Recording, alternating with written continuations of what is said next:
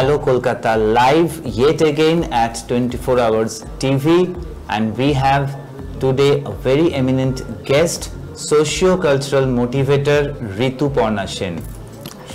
Rituparna আরেকবার TV পর্দায় খুব ভালো লাগছে, খুব ভালো কাজ করে চলেছেন, very young in age, কিন্তু of course numbers matter করে, আমাদের কতগুলো কাজ আমরা করলাম সেই ভিত্তিতে, আর সেই ভিত্তিতে কিন্তু আপনি অনেকের চেয়ে এগিয়ে আছেন। শিশু কল্যাণ যে স্কুল চেতলাতে, চেতলা শিশু কল্যাণ স্কুল, তার প্রিন্সিপাল আপনি, এবং বাচ্চারা তো ভীষণ ভালোবাসে, আর বাচ্চাদের মা বাবারাও ভীষণভাবে শ্রদ্ধা আর ভালোবাসায় ভরিয়ে দেয় ঋতুপর্ণা সেনকে। তার আরেকটি স্বপ্নের নিজের প্রজেক্ট, নিজের ভেঞ্চার সৃষ্টি একটি ভোকেশনাল ট্রেনিং সেন্টার, যার দ্বারা শি ইজ এম্পাওয়ারিং ওমেন। কি হয় শুনবো ঋতুপর্ণার কাছ থেকেই। আরেকটি তার new venture little hands little help, right? একটি অনলাইন পেজ, যার মাধ্যমে তিনি তার একের পর এক কর্মকাণ্ড ছড়িয়ে দিতে চাইছেন আরো অনেকের মধ্যে, এবং সবাইকে আকৃষ্ট করতে চাইছেন তার সাথে ভালো কাজের উদ্দেশ্যে। সব ঠিক বলেছে ঋতুপর্ণা? একদম।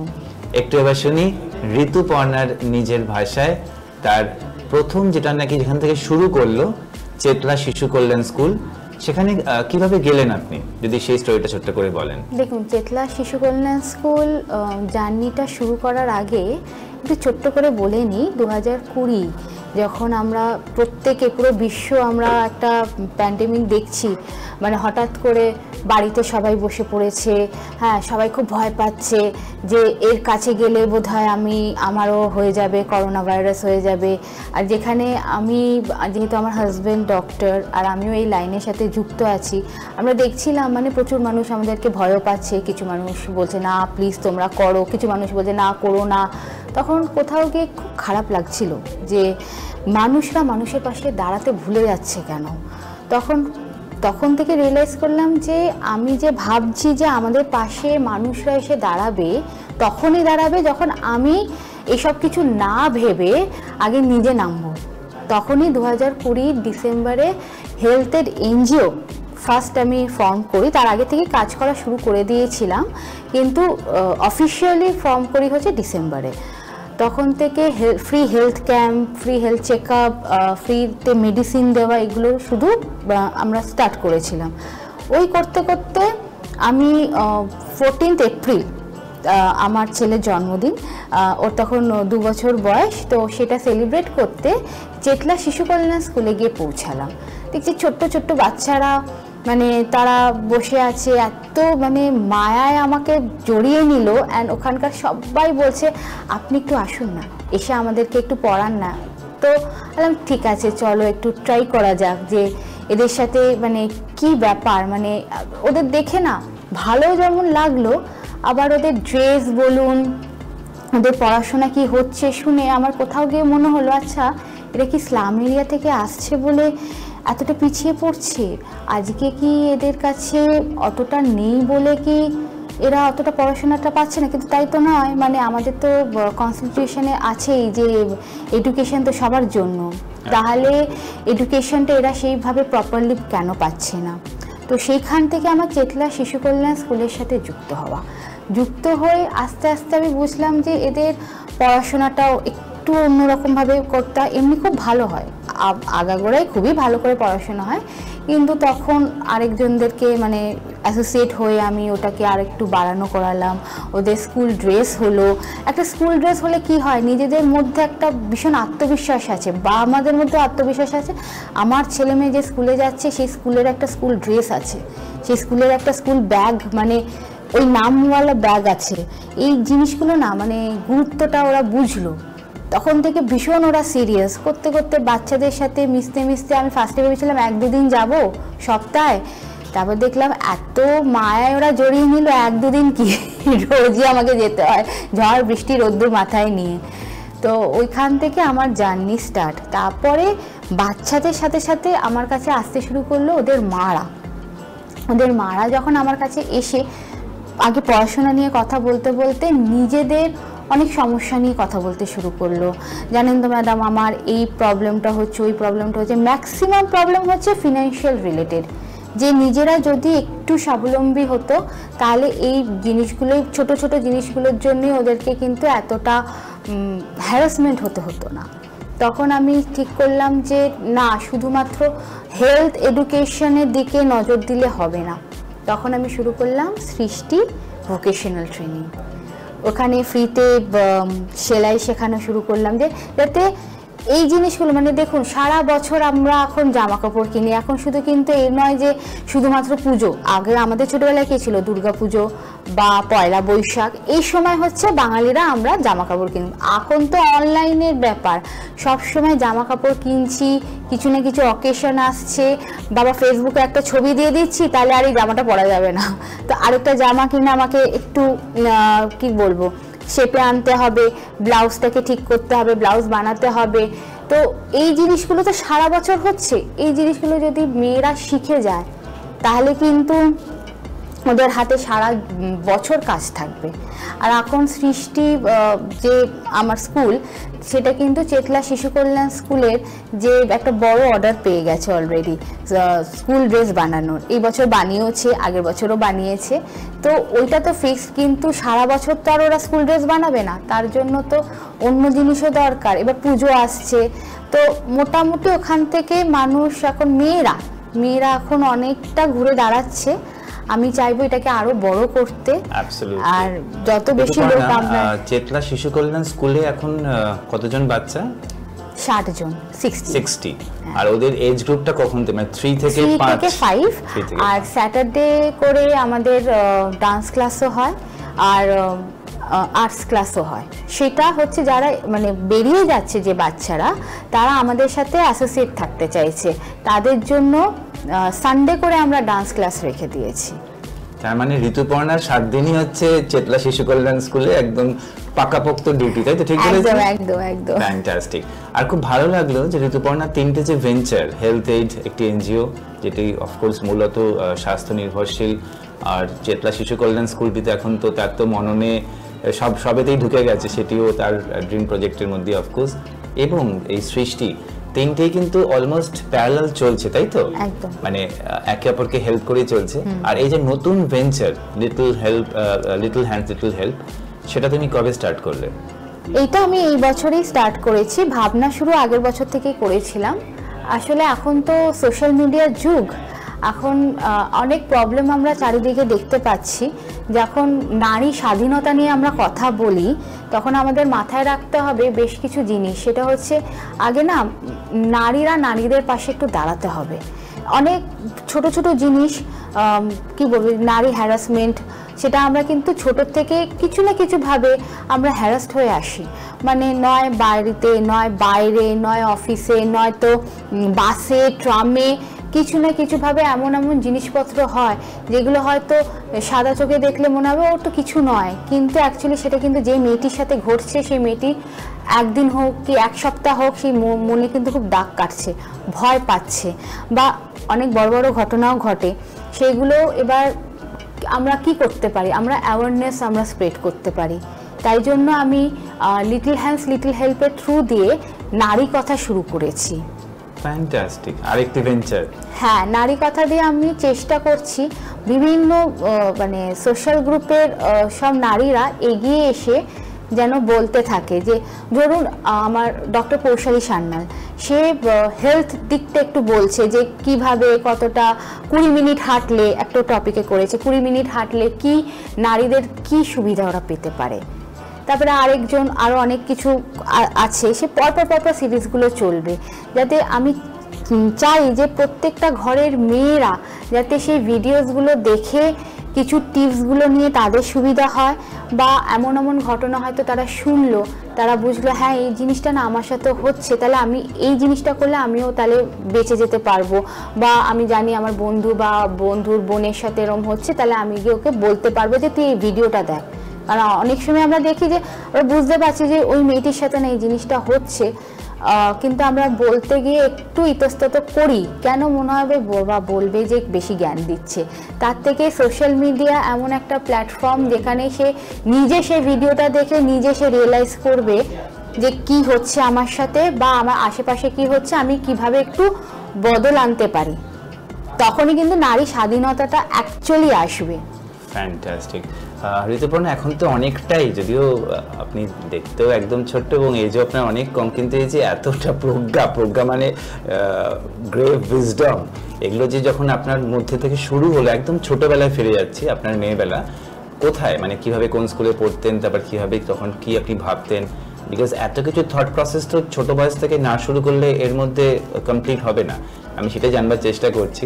দেখুন, ছোট থেকে আমি যে স্কুলে পড়েছি, গোখলে মেমোরিয়াল গার্লস স্কুল, একটি প্রসিদ্ধ স্কুল আমাদের কলকাতায়, তো ওখানে প্রত্যেকজন টিচার, ওটা গার্লস স্কুল অবভিয়াসলি, তো নারী, তো আমরা প্রত্যেকজন টিচারের থেকে অনেক কিছু শিখেছি, শুধুমাত্র কিন্তু পড়াশোনা শিখেছি তা নয়। আমি একজনের নাম নিচ্ছি, আমাদের x teacher Arundhati Mukherjee, Mrs Arundhati Mukherjee, উনি আমাদের ম্যাথস টিচার ছিলেন। উনি এখন সমাজের জন্য যতটা করেন, মানে প্রচুর অ্যাক্টিভ, ওনার কিন্তু অনেক বয়স, কিন্তু উনি যা অ্যাক্টিভ না, আমিও হয়তো ওনার মতন অতটা অ্যাক্টিভ হতে পারবো না। কোথা থেকে কোথায় কি মিছিল চলছে, উনি হেঁটে হেঁটে চলে গেলেন, না এটা নারীদের জন্য, আমি যাচ্ছি, ঋতুপর্ণা তুমি আসবে, বললাম না আমি না এক্ষুনি এই কাজটা থেকে ফিরেছি, আমি পারছি না, কিন্তু উনি ঠিক চলে যান। তো আমি আমাদের টিচারদের থেকে কিন্তু প্রচুর শিখেছি, স্কুল কলেজও আমার গোখলে, ওখানেও আমি পলিটিক্যাল সায়েন্স নিয়ে গ্র্যাজুয়েট করেছি। তারপরে গেছি হচ্ছে আমি রবীন্দ্রভারতী ইউনিভার্সিটিতে। এবার রবীন্দ্রভারতী ইউনিভার্সিটিতে গিয়ে কিন্তু আমি এই যে মানে এতটা ভাস্ট জিনিসটা আমি বুঝতে পারলাম, কারণ গোখলেতে কিন্তু আমাদের সাউথ কলকাতা বলুন বা কলকাতারই মোটামুটি সমস্ত মানে এনভায়রনমেন্ট আমি পেয়েছি। আরবিউতে গিয়ে কিন্তু ফার্স্ট আমি দেখছি যে বাইরে আউটস্কার্ট থেকে যারা পড়তে আসছে, সেই নারী মানে মেয়েদের, আমার বন্ধুদের কি অসুবিধা হচ্ছে, রোজ ট্রেনে করে আসতে গিয়ে কি ওরা ফেস করছে, তখন ওই জিনিসগুলো আস্তে আস্তে কিন্তু আমার মাথায় ঢুকলো। আর যেহেতু আমি পলিটিক্যাল সায়েন্স নিয়ে পড়াশোনা করেছি, ওই জিনিসগুলো নিয়ে পড়তে পড়তে ওদের গল্পগুলো শুনতাম, ওদের স্ট্রাগলগুলো শুনতাম, এসে মেসে থাকছে, কি কি প্রবলেম পড়ছে, কি কি হ্যারাসমেন্ট ওরা ফেস করছে, সেইগুলো নিয়ে কিন্তু মানে এই যে আজকের যে কাজটা অনেকটাই ইম্প্যাক্ট ফেলেছে। ফ্যান্টাস্টিক। আর স্কুল কলেজ লাইফ তো শুনলাম, আর আপনার একদম পারিপার্শ্বিক মানে আপনি যেখানে থাকতেন সেখানকার কোনো ঘটনা বা কিছু আপনাকে ইন্সপায়ার করেছে এইরকম যে কাজের ট্রেন্ডে আপনি এখন আছেন সোশিও কালচারাল ওয়েলফেয়ারে ছোট বয়সের? দেখুন, অনেক কিছু তো আমরা দেখেছি, কিন্তু সব কিছু তো আমরা বলতে পারবো না, নামও নিতে পারবো না। হ্যাঁ, অবশ্যই আশেপাশে অনেক কিছু, মানে ছোটোবেলায় নিজেকেই প্রশ্ন করতাম এটা কেন হচ্ছে, আচ্ছা ওর মানে হঠাৎ করে এই জিনিসটা কেন হলো, কিন্তু আমাকে হয়তো এসে বললো সে, কিন্তু আমিও জানি না, আমিও তখন ছোট, আমি বুঝতে পারছি না। আর আমাদের ছোটোবেলায় আমাদের পেরেন্টসরা খুব স্ট্রিক্ট, মানে যে এখনকার পেরেন্টসরা কিন্তু খুব খোলাখুলি করে কথা বলে, আমাদের সময় কিন্তু খুব স্ট্রিক্ট, আমরা খুব কিন্তু একদম কি অন্য ধরনের কথাবার্তা বলুন ওইসবের মধ্যে, আমার মনে হয় আপনিও একদম, আমরা কিন্তু অন্যরকম সেই থট প্রসেস থেকেই আস্তে আস্তে করে তার এই সোশিও কালচারাল ওয়েলফেয়ারের দিকে তার ট্রেন্ড, এবং কোভিড সিচুয়েশন থেকেই তার একদম পুরো গাড়ি ছুটে চলেছে, তাই তো? এখন গাড়ি কেন বলবো, এখন তো the plane has take off বলতেই পারি আমরা। ভীষণ ভালো কাজ করে চলেছেন, আর আমরা গর্বিত। কয়েকদিন আগে ঋতুপর্ণা নিশ্চয়ই মনে আছে, রোটারি ক্লাব অফ কসবার পক্ষ থেকে social impact excellence award Rituparna সেনকে আমরা তুলে দিয়েছিলাম অবনিন্দ সভাঘরে। আমাদের খুব ভালো লেগেছিল, সেটা নিশ্চয়ই আপনার কাছে একটি মোমেন্ট অফ ট্রেজার ঋতুপর্ণা। একদম একদম। দেখুন, স্বীকৃতি পেতে কার না ভালো লাগে, স্বীকৃতি পাওয়ার জন্য কিন্তু আমি কখনো কাজ করিনি, কিন্তু স্বীকৃতি পেতে সবার ভালো লাগে, স্বীকৃতি পেয়ে কাজের উৎসাহটা আরো বেড়ে যায়। একদম। আমরা যেটা বলি, যখন আমরা সেই অ্যাওয়ার্ডটা দিয়েছিলাম ঋতুপর্ণাকে, ঋতুপর্ণা সেটা অ্যাকসেপ্ট যখন করেছিলেন, আমরা এই কথাটা ইউজ করি যে এই অ্যাওয়ার্ডটা কিন্তু আপনার দায়িত্ব আরো বাড়িয়ে দিল ভীষণভাবে, মানে আরো অনেক ভালো কাজ করার। এখন ওনাকে দেখছেন এজ অ্যান অ্যাওয়ার্ডি, তার মানে কি, তার মানে সে ভালো কাজ করেছে, আগামী দিনে আরো ভালো কি কাজ করবে লোকেরা কিন্তু মুখিয়ে আছে।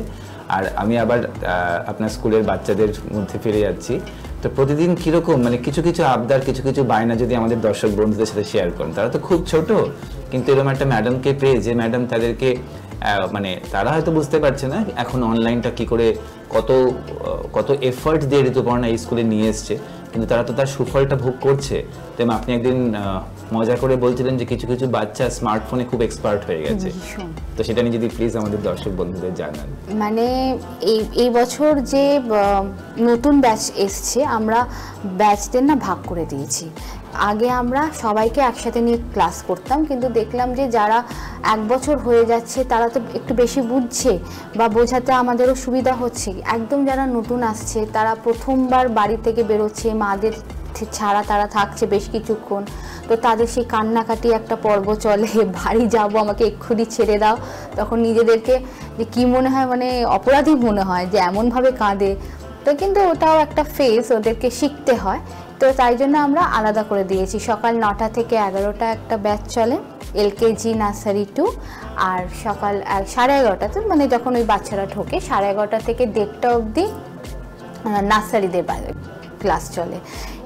আমি যতদিন পড়িয়েছি ততদিনের মধ্যে দেখছি এই বছরের যে নতুন ব্যাচ এসছে তারা ভীষণ আপগ্রেডেড।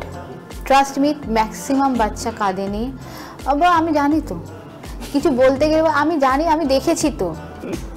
মানে আর ওদের এক্সাম এই আগের সপ্তাহে শেষ হলো, ওদের এক্সাম নিতে গিয়ে আমি ভীষণ মজা পাই। ওদের যখন স্পেশালি জিকে আমি জিজ্ঞেস করি, এমন একটা প্রশ্ন করেছি যে ডিমের আকার কি, বলছে আমি ডিমটা খাই, আমি কিন্তু ডিম খাওয়ার সময় আমি দেখি না। আল্লাহ, যে আমি তো পড়িয়েছি, আমরা পড়িয়েছি, তোমার বইতে আছে। তো সে ভীষণ ভালোভাবে বলে দিয়ে গেল আমি জানি না, স্মার্টলি জানি না, মা পড়ায়নি। মানে কেউ কিছু না পারলে বলবে মা পড়ায়নি। মারা বেচারারা এত কষ্ট করছে এসে, তারপর বলছে না, বলছে আপনি পড়াননি, বলছে আমি পড়াইনি, এতবার করে তোকে যে পড়ালাম। আর আমরা পুরো হোয়াটসঅ্যাপ গ্রুপে ওদেরকে দিয়ে দিই, ওদের প্রপার বই আছে, যা সাউথ পয়েন্ট স্কুলে যে বই পড়ানো হয় ওদেরকেও কিন্তু সেই বই পড়ানো হয়। ওদেরকে কিন্তু আলাদাভাবে কোনো বই ওরমভাবে পড়ানো হয় না, পুরো 3টে খাতা অনুযায়ী ওদেরকে কিন্তু লেখানো হয়। যখন ওরা পারে না আমরা হাত ধরিয়ে বেশ প্রথম 2 মাস লিখিয়ে দিই, তারপরে আস্তে আস্তে ওদেরকে করি। আর প্রত্যেকবার আমাকে বলি যে এটা মাধ্যমিক উচ্চ মাধ্যমিক পরীক্ষা নয়, এটা জাস্ট ওরা একটা সব কিছুর সাথে তো ওদের পরিচয় হতে হবে, তাই জন্য একটা পরীক্ষা নেওয়া। প্রচুর ওরা এমন এমন জিনিস করে, এসে বলে তোমরা ওটা চালাবে না, আমি কোনটা পড়াচ্ছি, বলছে তো পড়া থামিয়ে ওই আমাকে এখন রাইমস দেখাও, রাইমস দেখালে আমি চুপ করে থাকবো। আর আপনার হাত ধরেই তো এই স্কুলে, এই চেতলা শিশু কল্যাণ স্কুলে ওই প্রজেক্টর এগুলো সব এসছে না, অনলাইন ভাবে যেটা নাকি পড়াশোনা সিস্টেম, তো ভীষণভাবে আপনি ওই সেক্টরটাকে ডেভেলপ করছেন।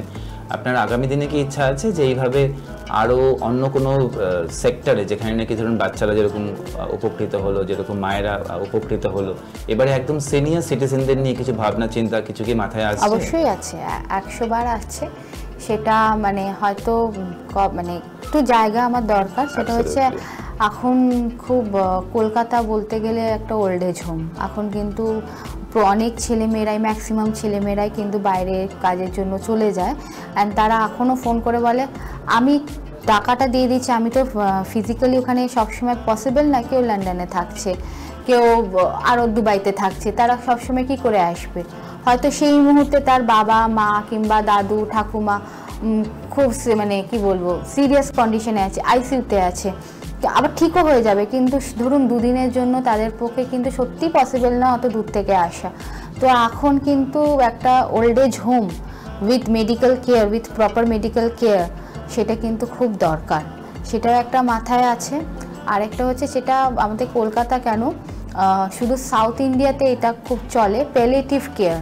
মানে ধরুন যাদের ক্যান্সার হয়েছে, আর কিচ্ছু করার নেই, কিন্তু তাদের একটা কি মানে তাদের কেয়ার নিতে হবে, বাড়িতে রাখলে খুব অসুবিধা, তাদের একটা জায়গা কিন্তু আমাদেরকে করে দিতে হবে। তো সেই জন্য আমাদেরকে কিন্তু আমি সেইটা নিয়েও ভাবছি, তো প্যালিয়েটিভ কেয়ার নিয়েও কিন্তু আমি ভাবছি। তো আরেক মানে পরপর তো এবার একটু ওয়ার্কআউট করতে একটু টাইম লাগবে। আজকে কিন্তু আমাদের সময় প্রায় শেষের দিকে, একটা শেষ কোয়েশ্চেন করব। খুব সামনেই কিছু কিছু ফেস্টিভ্যাল আমাদের, যেটা বাচ্চাদের আনন্দ দেওয়ার একটি জায়গা, যেরকম অফকোর্স রবীন্দ্র জয়ন্তী, আরেকটি আসছে ইন্ডিপেন্ডেন্স ডে সেলিব্রেশন, তার মাঝখানে রথযাত্রা। তুমি তোমার এই বাচ্চাদের, তোমার তো 60টা বাচ্চা, তোমার তো এখন ঘরে একটা দুটো মানে একটা বাচ্চা তো নয়, তোমার এখন 60টা বাচ্চা, তাই না? তো সবাইকে নিয়ে তুমি কি ভাবছো এইসব এই এসব? এগুলো তো রথটা নিয়ে এখনো সেরকম একটা ভাবিনি। পাঁপড় ভাজাটা শুধু ভেবে রেখেছি, পাঁপড় ভাজাটা খাওয়াবো। আর ইন্ডিপেন্ডেন্স ডে তো স্কুলে করি, বলেই দিই যে বাচ্চারা বুঝুক না বুঝুক পাশে মারা তোমরা দাঁড়াও, একদম, যাতে ডিসিপ্লিনটা ওরা শেখে। ইন্ডিপেন্ডেন্স ডে, 26শে জানুয়ারি, 23শে জানুয়ারি আমরা প্রত্যেকটা জিনিস কিন্তু ওদেরকে শেখাই, প্রত্যেকটা কালচার ওদেরকে শেখাই, কারণ এগুলো তো ওদেরকে জানা দরকার। অ্যাবসলিউটলি, তো করি। ফ্যান্টাস্টিক। 9th মেতে কিন্তু আমি জানি যে আপনার স্কুলে একটি ছোট্ট অনুষ্ঠান হবে, তারপরে কিন্তু আমাদের সাথে ঋতুপর্ণা থাকছেন, তার লিটল হ্যান্ডস লিটল হেল্প, তার সেই ব্র্যান্ড নিয়ে আমাদের একটি অনুষ্ঠান আছে লিলুয়া ভট্টনগরে, সেখানে কিন্তু ঋতুপর্ণা থাকছেন আমাদের স্পেশাল গেস্ট হিসেবে। আর অবশ্যই সেখানকার বাচ্চাদের সাথেও খুব ইজিলি কানেক্ট তো করেই যাবে ঋতুপর্ণা, এভাবেই সঙ্গে আছেন। আর 11th কিন্তু আমি ঋতুপর্ণাকে অন ক্যামেরা ইনভাইট করছি, আমাদের রোটারির পক্ষ থেকে একটি থ্যালাসেমিয়া প্রিভেনশন কার র্যালি থাকছে, সেখানে যদি আপনি থাকতে পারেন খুব ভালো লাগবে। জানি না আপনার সময় হবে কিনা, নিশ্চয়ই আসবো সানডে মর্নিং। আর 18th আমাদের হ্যালো কলকাতা, লায়ন্স ম্যাগনেটস এবং রোটারি ক্লাব অফ কসবার সাথে আমি চাইবো ঋতুপর্ণার এই new venture little hands little help জুড়ে যাবে একটি মিনি পিকনিকে অ্যাট কেষ্টপুর সুধা কুঞ্জে। আর অফকোর্স যদি আসতে পারো সবকটা ইভেন্টই খুব ভালো লাগবে। আজকে একদম সময় নেই যাওয়ার আগে আরেকটা লাস্ট রিমাইন্ডার, যেটা এখনো আপনি করেননি, আপনার কিন্তু লাস্ট মান্থের অভিজ্ঞতাটা আমাদের এই মান্থের হ্যালো কলকাতা ক্রনিক্যালে এখনো আপনি পাঠাননি, প্লিজ পাঠিয়ে দেবেন যাতে আমরা পাবলিশ করতে পারবো। এবং আপনার এই জার্নি, এই এক্সপিরিয়েন্স আমরা চাইবো বিভিন্ন আপনার মতন অ্যাসপায়ারিং যারা ওমেন অ্যাচিভার্স, যারা ওমেন এম্পাওয়ারমেন্টের আইকন হতে চান। ঋতুপর্ণা কিন্তু বারবার বলছি এজ, তার বয়স অনেক কম, কিন্তু কাজ কিন্তু খুব ভালো করে চলেছেন। এবং আমরা চাইবো আরও অনেক লোক আমাদের মতন যারা আছেন, যারা যুক্ত হতে চান ঋতুপর্ণার এই কাজে, সবাই এগিয়ে আসুন। আমি লাস্ট একটা কথা শুধু বলতে চাই যে প্লিজ লিটল হ্যান্ডস লিটল হেল্পকে আপনারা প্লিজ ফলো অ্যান্ড লাইক করুন, কারণ যত বেশি এই নারী কথা শেয়ার হবে তত বেশি কিন্তু নারীদেরই সুবিধা। প্লিজ একটু ফেসবুক পেজের লিঙ্কটা আমরা তৎক্ষণ দিয়ে দিচ্ছি নিচে, মুখেও যদি একটুখানি বলে দাও দর্শক বন্ধুদের ফেসবুক পেজ লিঙ্কটা। Little hands little help. Fantastic, এভাবেই সঙ্গে থাকুন, ঋতুপর্ণার সঙ্গে থাকুন, সঙ্গে থাকুন হ্যালো কলকাতা লাইভ, আশিস বসাক।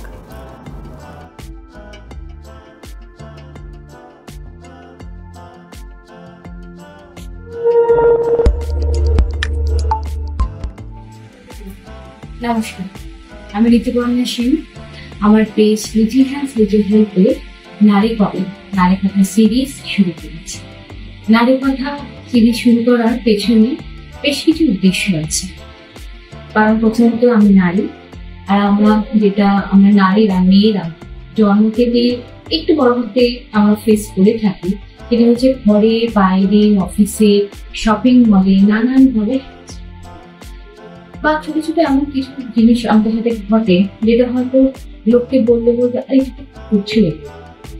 আমার কোথাও গিয়ে মনে হয়, বা এটা শুধু বলে আমার মনে নেই, অনেক নারীরই মনের কথা যে নারীদের পাশে যদি একটু এসে দাঁড়ানো, তাহলে কিন্তু এই সমাজটাকে বদলানো খুব সহজ। দেখবেন এই যে এত নারী স্বাধীনতা নিয়ে আমরা কথা বলি, আমরা একটু চেষ্টা করি না সকল নারীদের পাশে দাঁড়াতে, একটু শুনে নিই না প্রত্যেকটা আলাদা আলাদা বিষয়তে সাধারণ নারীদের কি অভিজ্ঞতা বা কি তারা ভাবে সেই জায়গা থেকে বেরিয়েছে, এই জিনিসগুলো শুনে যদি বাকি নারীরা বা বাকি মেয়েরা যদি মনোবল পায়, তারা যদি তাদের প্রবলেম থেকে বেরোতে পারে, এর থেকে তো খুশির কিছু হবে না। আমি আপনাদের কাছে রিকোয়েস্ট করবো, প্রত্যেকটা সিরিজকে আপনারা যত বেশি করে লাইক এন্ড শেয়ার করবেন, প্রত্যেকটা ঘরের মেয়েদের কাছে এটা পৌঁছে যাবে নারী কথা। আর নারী কথা শুধুমাত্র ব্লগ নয় বা ভিডিওস নয়, এটা কিন্তু একটা সমাজকে পরিবর্তন, মানে নারীদের স্বাধীনতা দেওয়ার, আমি কেউ নই স্বাধীনতা দেওয়ার কেউ, কিন্তু কি বলবো, আমরা যে চেঞ্জ দেখতে চাই নারীদের কেউ একটা খুব সুন্দর জায়গা দেখতে চাই, হয়তো সেটা দেখতে পাবো, সেই জন্যই কিন্তু এই নারী কথা মানুষ।